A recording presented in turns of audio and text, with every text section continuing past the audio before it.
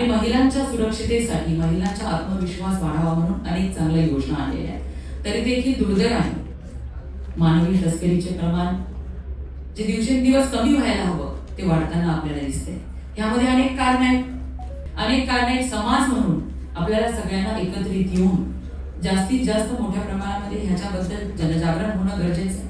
आपण बघतो अनेक मूवीज सुद्धा या बाबतीत दिसतात, अनेक ठिकाणी आपण बातम्या येतात, चर्चा होते, परंतु हे प्रमाण कमी व्हायला हवं यासाठी जो एक विचार प्रत्येक शाळांमधून, कॉलेजमधून मानवी तस्करी कशा पद्धतीने होते आणि त्याची कारणं काय आहेत ह्याबद्दल सुद्धा आपण लहान मुलांना, मुलींना अवेअर करणं आज गरजेचं आहे.